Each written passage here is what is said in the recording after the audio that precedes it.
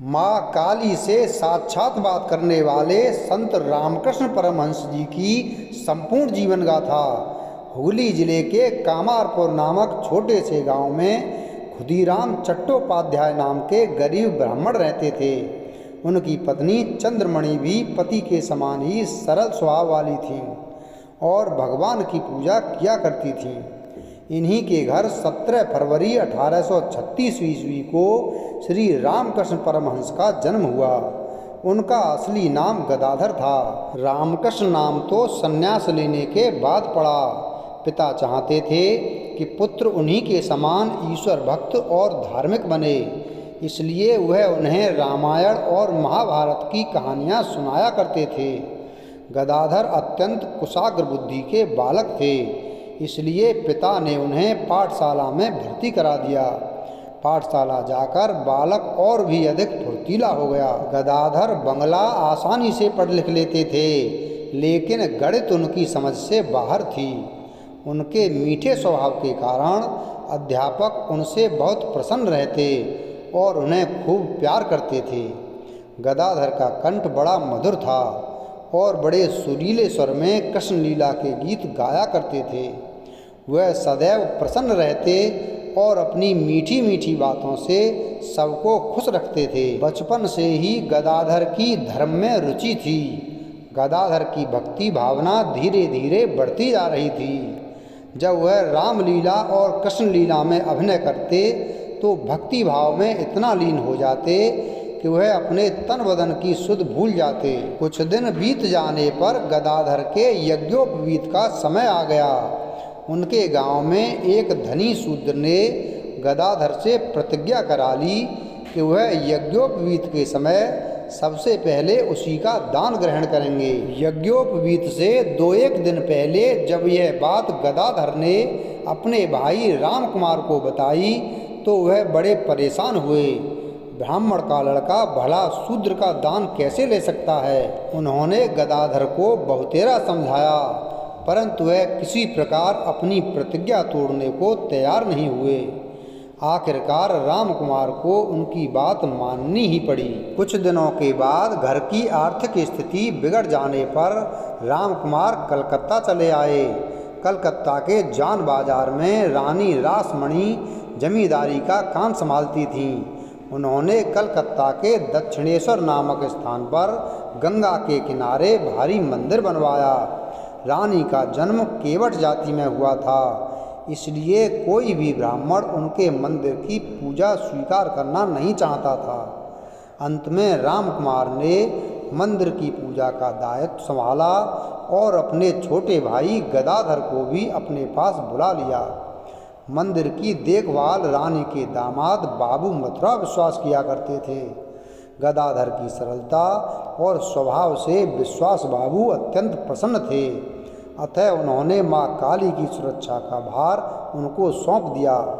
अपने बड़े भाई की मृत्यु के पश्चात गदाधर को ही मंदिर का पुजारी बना दिया गया। इसके बाद तो उनका एकमात्र कार्य ही देव साधना रह गया। काली माँ की सारी सेवा वह अपने ही हाथ से करते। धीरे धीरे उनका यह प्रेम इतना बढ़ गया कि चिंता के कारण उन्हें रात रात भर नींद नहीं आती। पूजा करने बैठते तब पूजा खत्म न होती और आरती करते तो आरती खत्म न होती। कुछ दिनों के बाद गदाधर को ऐसा लगा जैसे मूर्ति की पूजा से उन्हें शांति नहीं मिलेगी।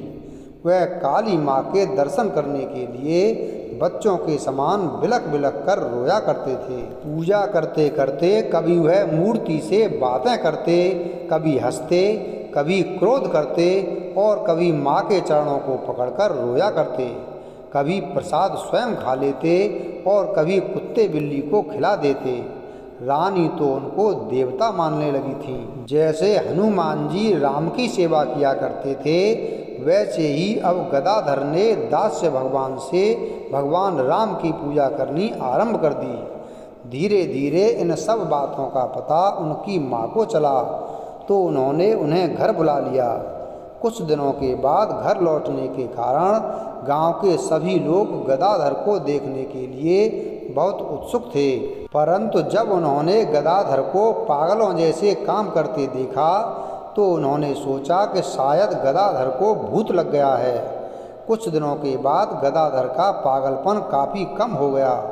उनकी माँ ने सोचा कि गदाधर की शादी करने से शायद उनका पागलपन जाता रहेगा। कामारपुर से 2 कोस पर जयराम बाटी ग्राम में रहने वाले श्री रामचंद्र मुखोपाध्याय की लड़की शारदामणि के साथ बड़ी धूमधाम से उनका विवाह कर दिया गया। शारदामणि बाद में शारदा देवी के नाम से प्रसिद्ध हुई। एक बार दक्षिणेश्वर में जब वह गंगा के किनारे बाग में काली की पूजा के लिए फूल तोड़ रहे थे, तभी वहाँ गेरुआ वस्त्र पहने एक सन्यासिनी आई। वह साक्षात भैरवी जान पड़ती थी। उन्हें ऐसा लगा जैसे उस सन्यासिनी से उनका जन्म जन्म का संबंध हो। वह तुरंत मंदिर में गए और अपने भांजे हृदय राम को उस सन्यासिनी को लाने के लिए भेजा।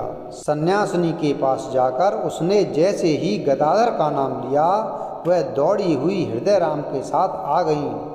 उनकी आंखों में आनंद के आंसू भरे हुए थे। गदाधर ने उनसे पूछा, माँ तुम्हें मेरी खबर कैसे लगी?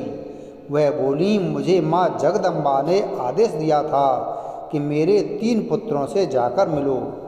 2 से तो मैं पूर्व बंगाल में मिल चुकी थी, तुम बाकी थे। आज तुमसे भी मुलाकात हो गई। यह सन्यासिनी तंत्र शास्त्र में बहुत सिद्ध थीं। गदाधर भी उनसे उपदेश पाकर तंत्रों के अनुसार साधना करने लगे, परंतु इस साधना में उनका मन बहुत दिनों तक नहीं लगा।